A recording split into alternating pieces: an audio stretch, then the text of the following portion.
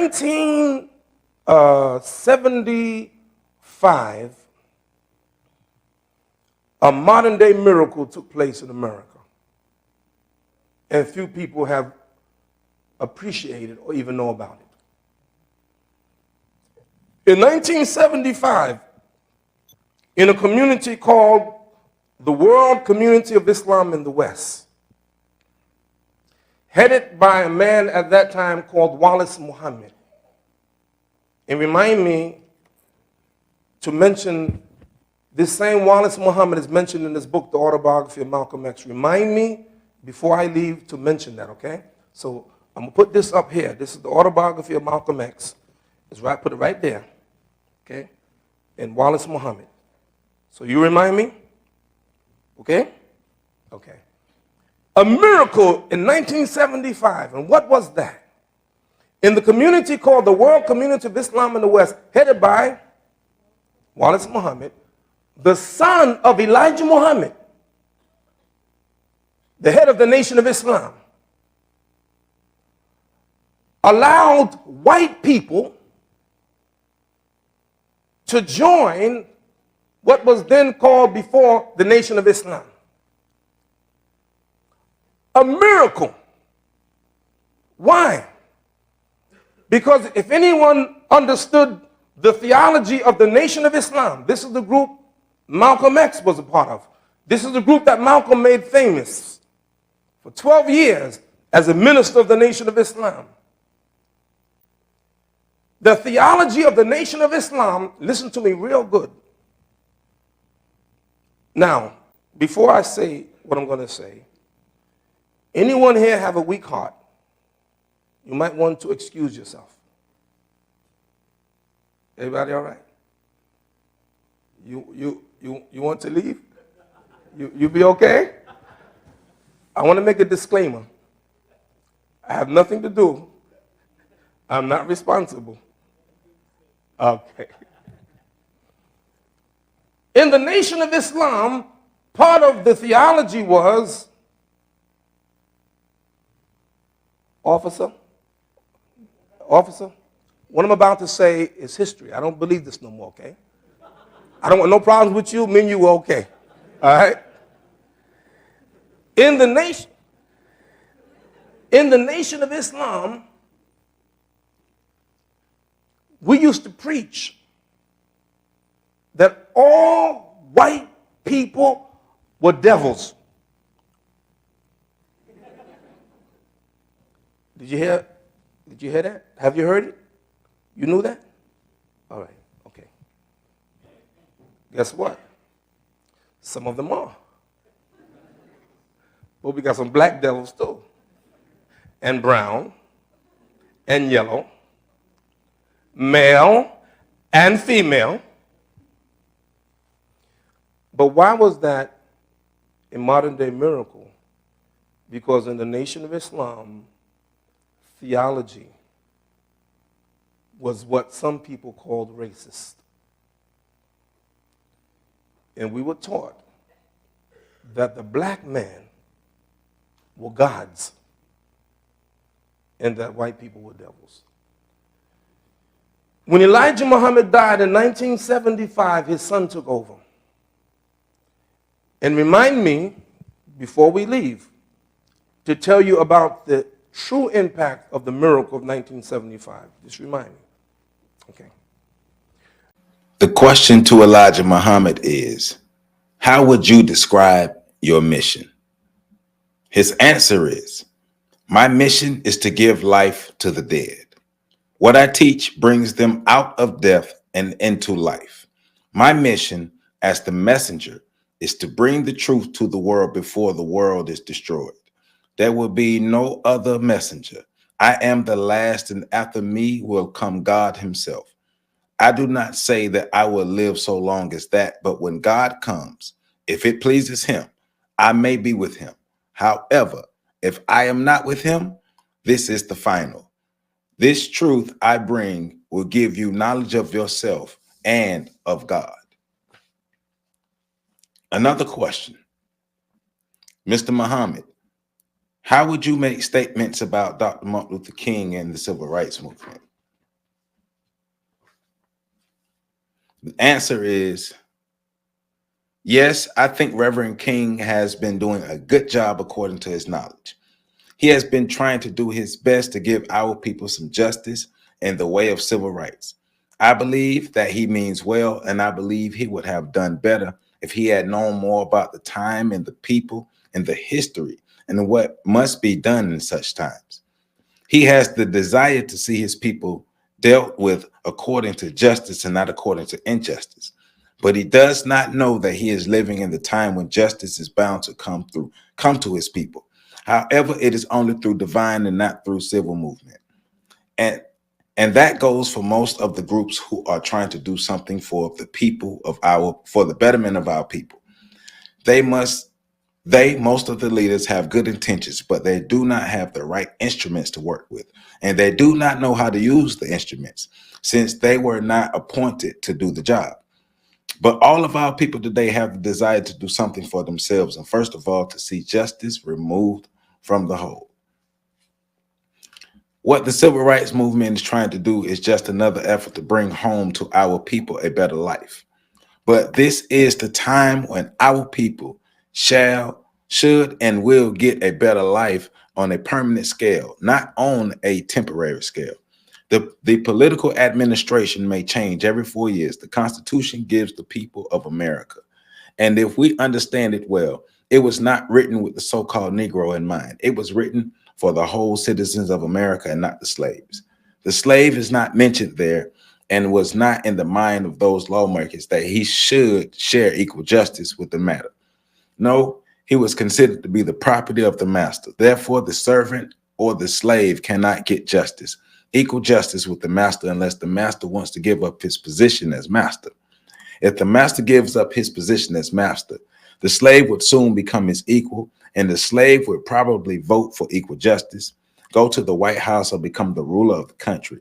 If the equal justice were obtained all the way through as it should be, but the Constitution was written by white people for white people and not for you and me. We were under the slave masters at the time. And again, I would like to make clear, I am not fighting for those leaders who are trying to do something good for our people or get something better for them. But I do oppose them in their way of opposing which is good and which should be just and permanent for our people. For we now have come to the time when we want justice and equality. We want freedom with other people. They have never made us citizens, and under their law, we cannot be made citizens. We can never be citizens as stated in their very slave constitutions or their very slave courts. Welcome back. Happy Monday. Welcome back to On the Shows of Giants. I am Joseph Ward, and finishing up the last chapter of our reading and reviewing of Elijah Muhammad's message to the black man in America. This last chapter is Answer to Critics, My Mission in Life. The following is an excerpt from an interview granted to the National Education Television Network. The series of interviews took place in Phoenix, Arizona, and were conducted over a period of several days by the staff of San Francisco station KQED. So basically, this last chapter is responses to statements and answers to questions and interviews that Elijah Muhammad, like I just read, that he sat in, and letters that he wrote that were rebuttals to different people for statements that they have made about himself or the Nation of Islam, answering his critics, giving his point of view, giving this statement about what he believes he is doing because he believes he is on the right path according to his view and his beliefs in Islam, as told to him by Wallace Fard Muhammad, because he views himself as the messenger.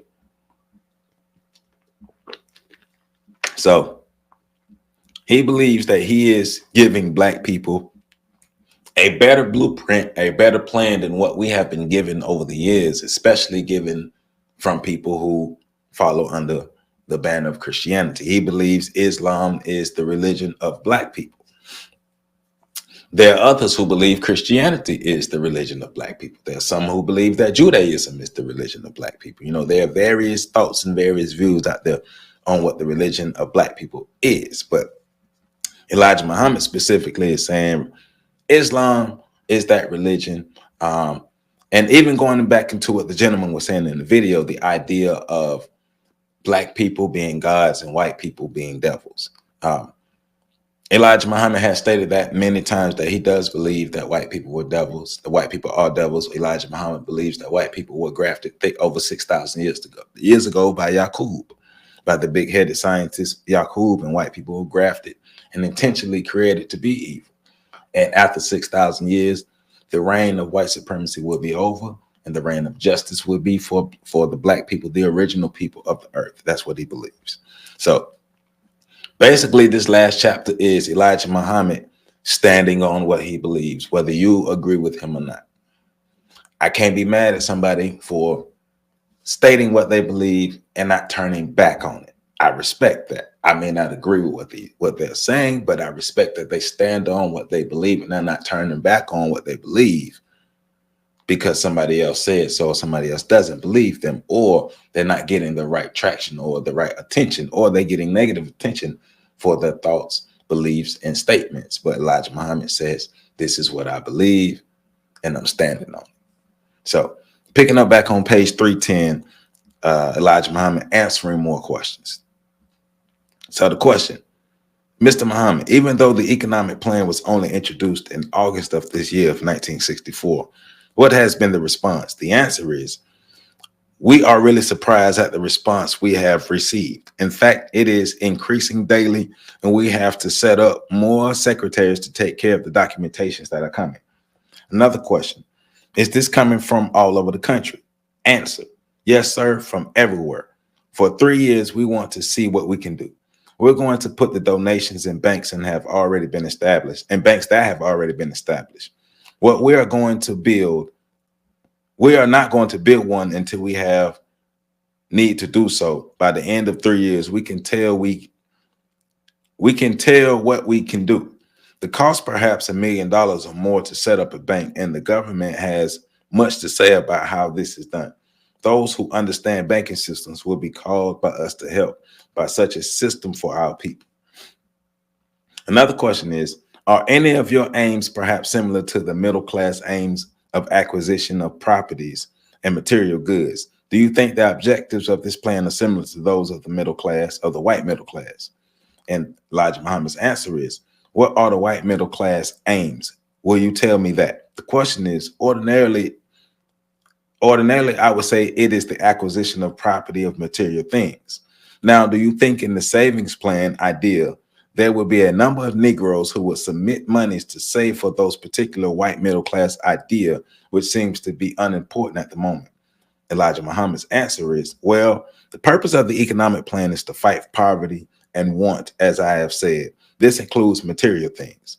We need better housing, for instance. We all need farms to grow our own food.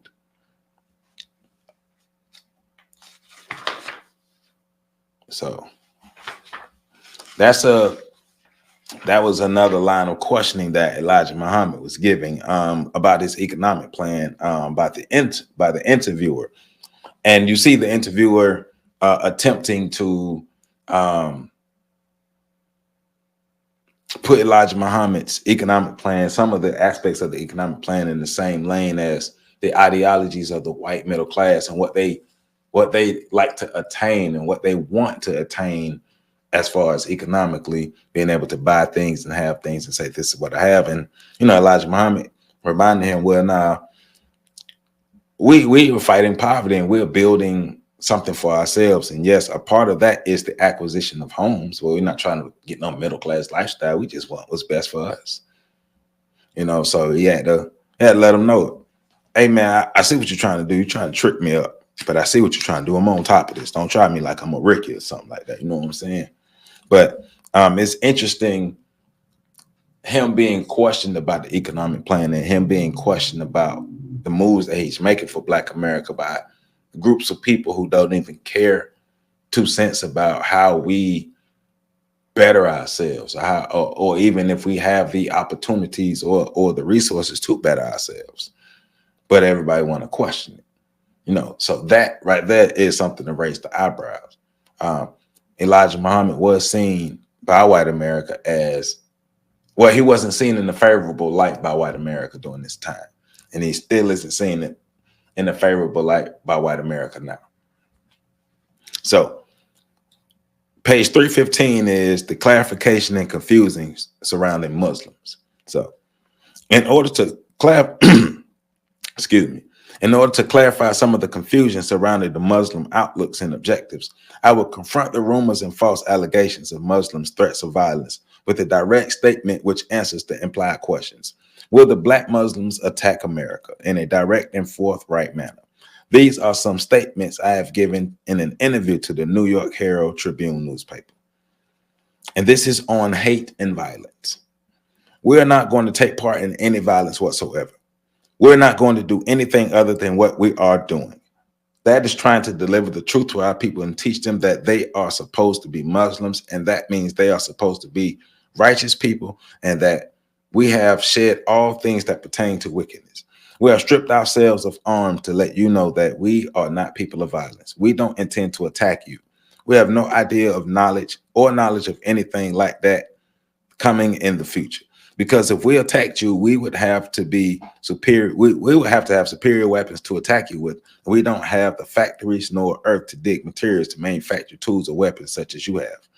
All this is your creation, and therefore, if you would get some of this, you would have to let us have it. And you would not give me a gun to shoot you with. Therefore, God forbid us to attempt to accept weapons and even carry anything like weapons to fight with, because to fight with him and you are not with us. So that's Elijah Muhammad giving this answer on them being seen, the Nation of Islam as being seen violent. As far as I know, I don't have any recollection or information about the Nation of Islam enacting any violence upon members of white societies. Others, I don't know, but white societies, white America, I'm not sure about that. So he has a right to push back on the claim of, the Nation of Islam being a violent group, especially a group that is aiming to be violent toward white America. He does have a good argument in pushing back on that. So this is an answer on Islam in America. The aim and purpose of Islam here among my people is to give them a knowledge of self and a knowledge of God, knowledge of their religion, Islam, and to separate them in time that those 17 to 20 million American dark people should go for themselves. Of course, now we're 40 million. This is the basis of the whole. It is to separate our people and put them by themselves. No non-believers.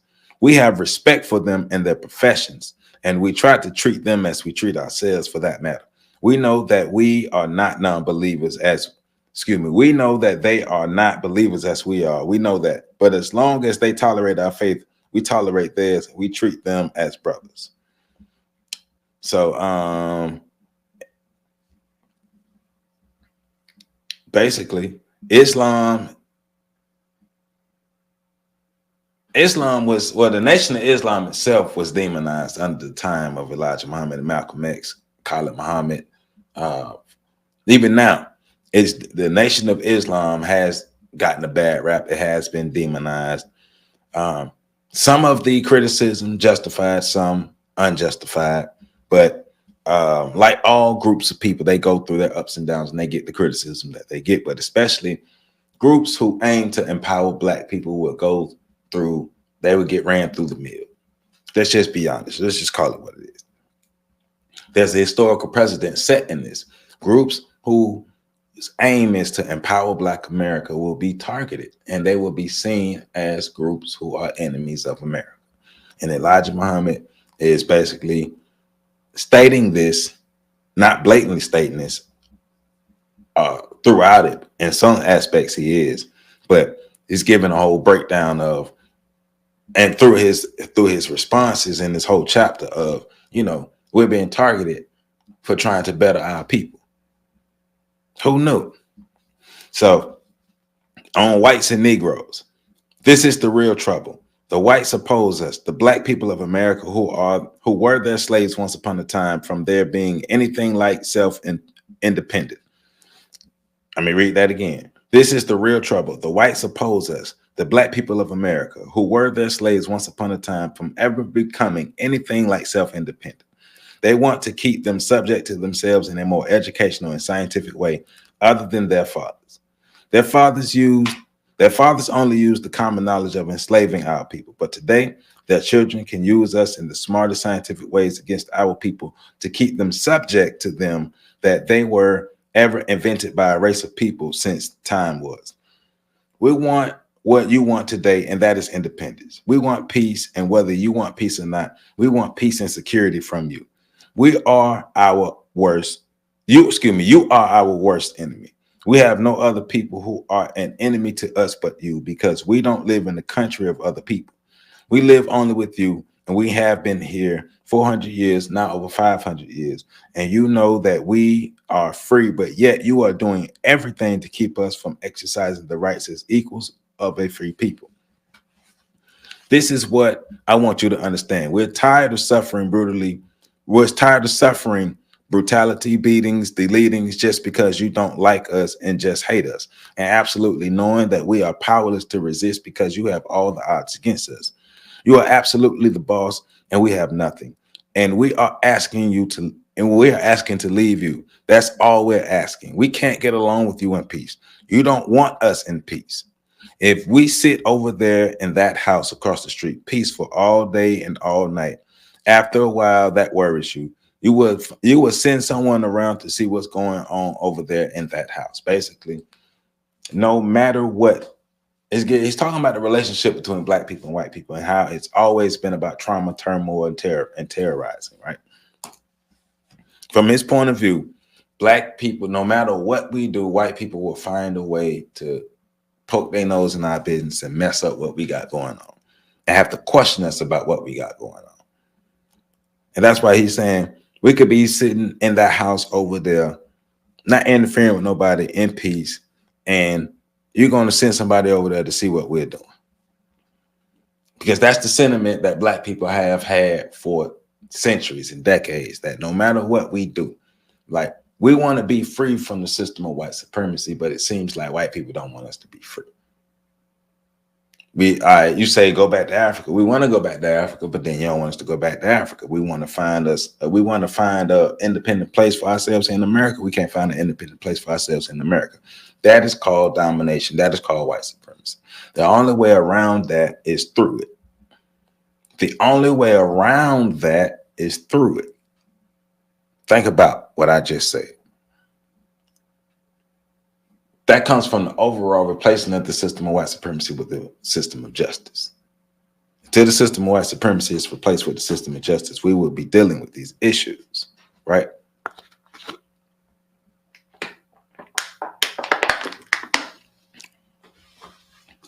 So, going in on separate territory. The American white man is not going to move out of his estate to give the so-called Negroes. We are not asking you to do any such thing. No, only unless you prevent our going to our own. So if you are going to prevent us from going to our own or back where we come from, where you found this, then give us a place here to ourselves. There has been too much talk about separation and about our acting or demanding a free territory. We're not demanding territory in America. No, sir. We're asking America if only they don't allow us to go back to our own people and to the country from which we came. They give us a place to ourselves. As you know, we have learned through experience for 400 years, we cannot get along in peace together. You're not going to accept us as your equals, and you know we're not going to do so. We disregard your promises because you are not going to live up to them, because 100% of your people will not agree with such. And we have proof today in the South. And once again, him elaborating on the power of relationship between black people and white people. White people have the power to do with us what they please. We have only the power to talk about what's happening to us. And that seems going to be limited. So we got to get it together. That's one of the overall messages from this book, and the message to the black man in America. We got to get it together. It's a team sport. When we're going to start playing as a team. So this is him responding to claims of black supremacy. Allah has revealed to the black and Allah has revealed that the black is the original man, and that's what I teach. Now, where the supremacy teaching comes in, that is charged by the disbelievers, that I teach in order to suit their particular purpose of charging us with being an aggressive movement or intending to become such because of the teachings of one being superior over the other. We say that the black man is the first man in the sun, and that they take this and just change it around, that he is teaching supremacy, and that we're not doing. We already know that we are inferior to you here in America. We cannot say physically or even mentally that we are equal, nor say you are superior when it comes to actual physical or educational ability. So the claim is that the Nation of Islam is teaching that black people are superior to white people. But Elijah Muhammad's rebuttal is saying, well, we're not saying that we are superior to you.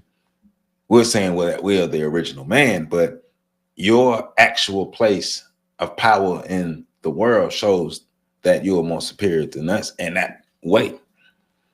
Now, if you want to go for some kind of other genetic claims and stuff, do you? But the allegation of superiority he's refuting. He's saying, I'm never teaching black superiority. I am teaching black originality. I am teaching that black people are the original man, but I'm not teaching that black people are superior to white people. So, on self-defense, in a case where the person wants to fight and he pounces upon us, sometimes without even warning us, we want our own men and women and our girls to learn to try to protect themselves the best way they can in case of an attack. But in the case of the so-called Negroes, we have nothing to fight back with. If you come to the door shooting, we have no guns here to shoot back with. So therefore, the rights is with God, and it is written in the book. He will defend us if we believe in him and trust him. And we're not going to start fighting with anyone to have him to defend us. But if we are attacked, we depend on him to defend us because he has stripped us. So he's saying, we do teach self-defense. We do believe in self-defense, but we are vulnerable people because we have no guns. So we are more so being attacked than doing any attacking. He could charge us with being violent. He's saying you could charge us with being violent, but show the proof because we have no weapons. Now, whether you as the viewer want to believe that or not, that's up to you, but that's just what he's stating. We are not the aggressors. We are always the victims. But the white man is the aggressor. And we have proof. This is what he's getting at. So this is Elijah Muhammad on integration. What are we going to integrate for? What do we want to marry a white woman for when we are black men? That is going to ruin our family. We will spoil up our family. What does she want a black man for? What does the black man want to be white for? This is important on both parts to want to intermarry with each other. The very desire there is ignorant and evil. It's against divine law for either side to integrate in such a way. God made all of us as we are. We have black nations, brown nations, red, yellow, and white. We have all these 5 major colors and races of nations. Why should we not remain like that? Why should we be thrown in like the bones of birds into a pot and made a soup out of? So he's stating his belief. He does not believe in integration. He does not believe in intermarrying. He believes black people should be with black people and black people should be spending our time building each other up, marrying each other and loving each other and becoming a stronger group of people. It doesn't make sense to marry into the group of people who have oppressed you. That's what he's getting at.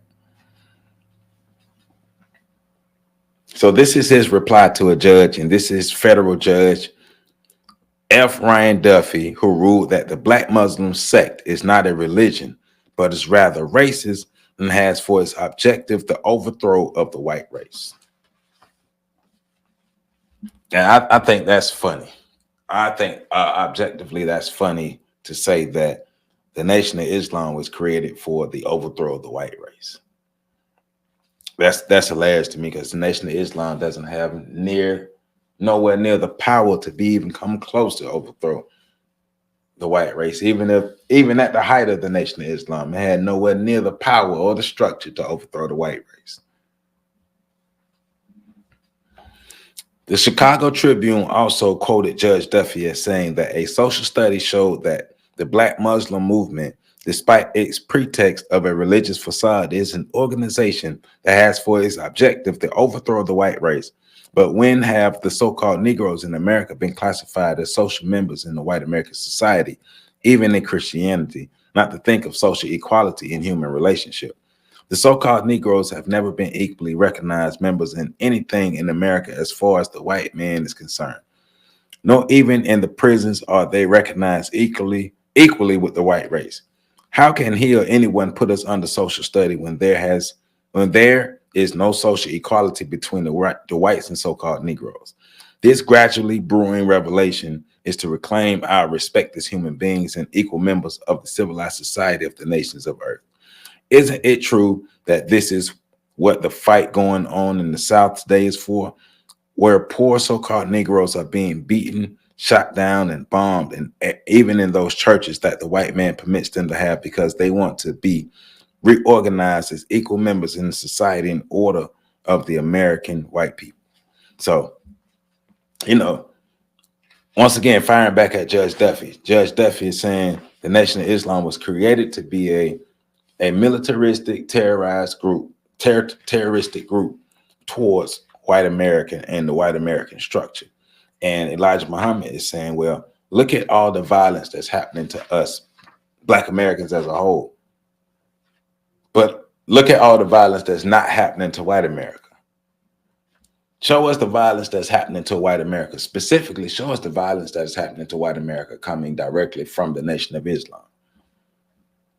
But what we can show you, the violence that is coming upon Black America from white America. That's what we can show you.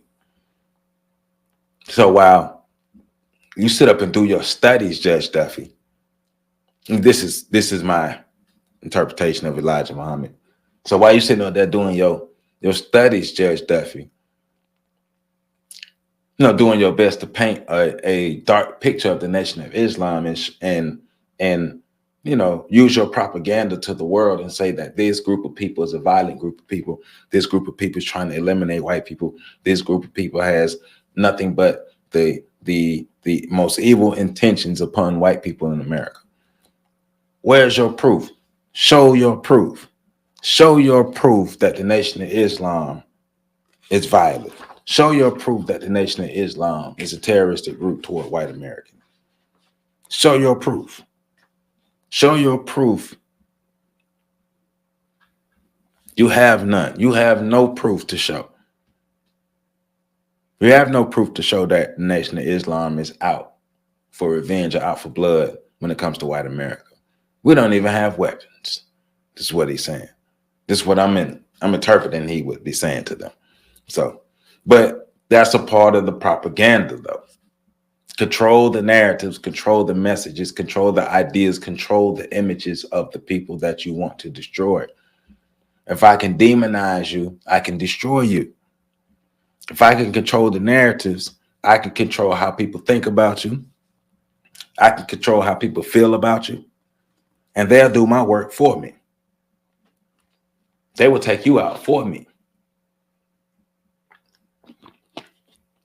If I can make you look like you a threat to those around you, if I can make you look like a threat to those who are white, they will help me take you out. Even if I can make you look like a threat to those who look like you, they will help me take you out. So Elijah Muhammad has a right to push back against the propaganda because he understands in the end, the propaganda will lead to your demise. So this part is an answer to the Christian Knights of the Ku Klux Klan. This is J.B. Stoner, the arch leader of the Imperial Wizard of the Christian Knights of the Ku Klux Klan. And so this is what it's saying. Infidels, repent of Mohammedism or burn in hell forever throughout eternity. The Lord Jesus Christ is the only begotten Son of God, and he is the only one who can save your infidel souls and lead you into heaven. Read the Holy Bible, St. John 6:35. And Jesus said unto them, I am the bread of life. He that cometh to me shall never hunger, and he that believeth on me shall never thirst. St. John 6:47. Verily, verily, I say unto you, he that believeth unto me hath everlasting life. St. John 8:12. Then spake Jesus again to them, saying, I am the light of the world. He that followeth me shall not walk in darkness, but shall have the light of life. Acts 16:31. And they said, believe on the Lord Jesus Christ, and thou shalt be saved by thy house. Acts 4:12. Neither is there salvation in any other, for there is none other name under heaven whereby we must be saved. Therefore, Muhammad can do you no good. It does not surprise me to hear that Islam is growing among the Africans of America. It is easy to understand because Islam is a nigger religion. It has only been successful among Africans and mixed breeds and never among white people, never. As you probably know, Christianity was well established throughout North Africa by white people before Muhammad was born. As time went on, more and more people in North Africa became mongrelized with African blood. Therefore, they were no longer able and willing to stand up and fight for Christianity when persecution came upon them from Arabia. Their faith in Christ was shallow and weak. Then came the bloody Islamic conquerors from Arabia who slaughtered the white Christian leaders, but spared the black people and mixed breeds. The Africans quickly forgot Christ, the true religion, and became Mohammedans. Some scholars have wondered why, but not me. I know why. Islam is a product of the colored race. Islam is a dark religion for dark people. I don't know why Africans would support Islam for any other reason except of race. There are several reasons why niggers should oppose it. One reason is that the Quran forbids Muslims to drink intoxicating drinks, whereas most niggers like to get drunk. It says also that thieves should have their heads cut off. How many niggers would be left with hands? Excuse me. It says that thieves should have their hands cut off. And then he comes back and said, how many niggers would have their hands cut off? Christianity is the one and only true religion that has only been successful in white nations among white people, as recognized in the literature of the Christian party. Christianity prevails in every white nation, even when outlawed, but does not appear to have roots in the colored nation that could withstand tribulation. Therefore, on a racial group bias, it would appear that only the superior white race is capable of appreciating Christianity, and the dark inferior races prefer a heathen religion like Islam. Therefore, it is obvious that we Christians should work hard to preserve the great white race. Not only will it benefit us by keeping the white race alive, we will be able to do more missionary work and be instrumental in saving the individual souls of millions of colored people in spite of their racial weakness and racial inferiority. We white Christians love the souls of all men, with all due respect to the racial differences that God himself created. If God had only wanted one race, he would have created one race. Okay, so that's J.D.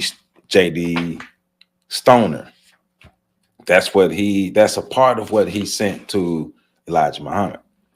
So this is a part of Elijah Muhammad's reply to Stoner, and this will end this chapter.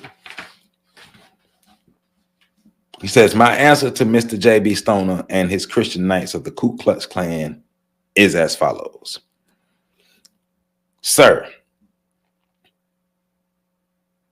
the only so-called Negroes who love you, the whites, and desire you are those who are ignorant of the knowledge of you. This you do not know. And as soon as they awaken, as they will, to the knowledge of you being the real devils, their open enemies, they too will not shake your hands, nor want to look at you, or even your shadow. The truth of you will make all black mankind hate you, regardless of their color, black, brown, yellow, red. This truth of you is part of the secret that was withheld by Allah to allow you to live your time, 6,000 years. I admit that the so-called Negroes are not only ignorant of self and you, but they are actually mentally dead. Your time is up and you are now being revealed, and you will by no means be able to hide yourself or deceive my people any longer. Who is to blame for this mixing, black Africans or the white European devils? Did the black Africans go seeking your white women in Europe, or did you carry her to them in Africa? Isn't it true that black Africans are today asking your kind to leave them and their country, and that you won't leave without war? They will one day throw you out. How did the so-called Negroes get into America? Did they come here of their own desire for America and of your women, or did you go after them in your country and bring them here against their will? Did your Negro slaves even try making sexual love with their slave masters' wives and daughters while you were held and still hold complete power over them? Which of your houses and families show that the black and white males have been and are still visiting yours or the Negroes? We see you day and night after the so-called Negro women, whistling and winking your eyes and blowing your car horns at them, making advances to every Negro woman that walks, rides, flies, or works for you in your homes, offices, or factories. Not in America alone, but all over the earth, wherever you go among the black, brown, yellow, and red people. We see that you are after our women whom you say to be ugly. If your women are so beautiful, why then do your ugly women attract you and your kind? You and your kind, according to history, have been after our women ever since being on our planet. We drove you out of Asia 6,000 years ago to keep you away from our women, from mixing your wicked blood with ours. We veiled and locked our women to keep your adulterous blue eyes from feasting on their beauty. And the only solution to this mixture of your devil blood in our homes is that Allah remove you completely off our planet. All those are our own who love and desire mixing with you. This is the resurrection and separation of us all. Little do you and the so-called Negroes know or believe it. Your concern for the protection of your white women should have been prepared by their fathers and self by staying away from our women. Your race is still white, so what are you afraid of? And that's a part of his rebuttal to Stoner for what Stoner was saying about black people and what he wrote to Elijah Muhammad. And basically, this chapter is the answer to the critics, pages 306 to 341. Elijah Muhammad giving an overview, giving you an inside look to how he have responded to several interviews and several critics over the years, questioning him, his ideas, thoughts, tactics about the Nation of Islam, why they do what they do, why they exist, their overall mission, their relation to white people, their relation to black people, their relation to Christianity, anything that people were curious to know about Elijah Muhammad. But it was also Elijah Muhammad giving his rebuttal to negative criticism, giving his rebuttal to propaganda, giving his rebuttal to people who are blatantly lying on him and saying that he is created a terroristic group that is challenging the power structure of America. Message to the Black Man in America. Message to the Black Man in America is an interesting book, to say the least. You're going to learn a lot. You're going to learn a lot in this book. I thought a lot of his views, I didn't agree with a lot of his views on the origin of the religions and the origins of black people, origins of white people, and things like that. Those things I did not agree with him. I don't agree with him on his view of Wallace Farr Muhammad. I don't agree with that stuff. But if we're looking at a bigger picture, it's not about whether I agree or disagree with those views. It's what's the overall message in the book, because the title of the book is Message to the Black Man in America. So the overall message that I'm getting from this book is we have to wake up and be able to see the bigger picture of our place here in America, not just in America, but in the world. So the black people, we were brought here in America as slaves. We were brought here in America to be a subservient group of people. We have been free from physical bondage, but we have not been free from mental bondage. And because we have not been free from mental bondage, we are still being used as laborers by the white power structure. We need to liberate ourselves from that. Elijah Muhammad believes that America is going to fall. And before America falls, we need to separate ourselves and create something for ourselves. So when America does fall, we don't fall with it. Because as of right now, we, as I've stated over and over and over and over and over, we are totally dependent on white America. And because we're totally dependent on white America, what they have, we have. And if they don't have it, we don't have it. And if they don't exist, we don't exist. In order for a group of people to empower themselves, a group of people have to come together. And that's some of the things that he was preaching through the economic empowerment plan, but also through his teachings of Islam and his temples, the different Nation of Islam temples throughout the country is, the coming together, the group harmony, the racial politics, understanding the racial politics, understanding where we as Black people, where we as a team play, where we stand as a team. Where do we stand as a team in the rankings? Because that matters. You might not know it matters, or you might not want it to matter. You might not even care it matters, but it matters, and it affects our overall quality of life, not just for you as an individual, but for us as a whole. Racism is a team sport. I like the book. I would encourage people to read the book. I think people can learn a lot from the book. Don't be afraid to disagree. Don't be afraid to critically think. Whenever you're reading any type of book, I don't think we should read these books with the intention of having to agree or disagree with any of the words. But what is the information that we're getting from it? What is the message that we're getting from it? Black people are powerful. Black people are beautiful. Black people are intelligent. Black people are important. Black people have the ability to work together. Black people have the resources to pull ourselves out of this hole. We just have to have the will to do it. We just have to have the mind to do it. Right now, our minds are whitewashed. That's why he's saying we're trying to awaken the dead. We don't know who we are. Because we don't know who we are, we don't know where we are going. We don't know who we are. I think nowadays, it goes deeper than just not knowing our history. We don't know who we are is more, now that I'm thinking about it, it's more than us just not being connected to our African history. We don't know who we are, meaning we don't understand our current place in the world as Black people in America. We don't understand our place in the world. We don't understand the potential power that we have. We talk about it, but we don't understand it, because if we understood it, if we truly understood it, we would work towards having it, and we would be willing to sacrifice to get that.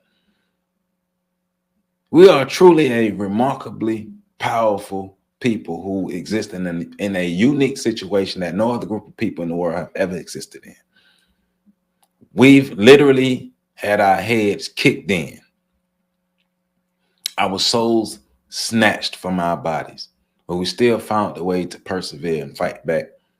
And if we actually truly aggregated our power, our unity, our wealth, and if we just aggregated ourselves as a group of people, we'll become one of the most powerful nations in the world, despite all of the bullshit that has happened to us. But the one major thing that is preventing us from becoming such a powerful people is the shackles that we still have on our minds, breaking the chains of psychological slavery, right? Those chains have us now becoming our greatest enemy, because in the book, Elijah Muhammad stated that the white nation, white Americans, racist white people were our greatest enemies. Now, today in 2024, Black people are Black people's greatest enemies because we refuse to take the chains off of our brains. So we will continue to victimize each other because we're the lowest hanging fruit. It's easier for us to victimize ourselves than other people. It's easier for us to step on ourselves rather than other people. That's why he's talking about we need to awaken the dead. We are mentally dead. We have no esteem, vacant esteem. We don't care about ourselves and others. If it ain't white, it ain't right. And that's why we strive to be equal to white Americans, because, hey, they are the standard. We made them the standard. Until we change that, we're going to always have white aspirations. White aspirations will continue to lead to black nothingness, black desperation, black emptiness. You can't get out of a hole if you keep digging. So get your copy, Message to the Black Man in America by Elijah Muhammad. I say read it. I say read it. I say read it. I say read it for yourself. I stamp it for another read. So get your copy. Remember, link is in the description. And look out for the community tab, because as you know, I'll be posting my 4 book choices for us to read moving forward, because we got to pick a new book to read. So tell us what book you want to read in the comments. I don't know if one of the books of choices is in this room with me now, but I'm gonna have my 4 choices and we're gonna get to reading, man. So y'all know how we do it, man. On the Souls of Giants, I appreciate all the love. This channel is growing. We getting these views. We doing what we do. Let's continue to make this thing go and grow and glow. Joseph Ward, I'm out.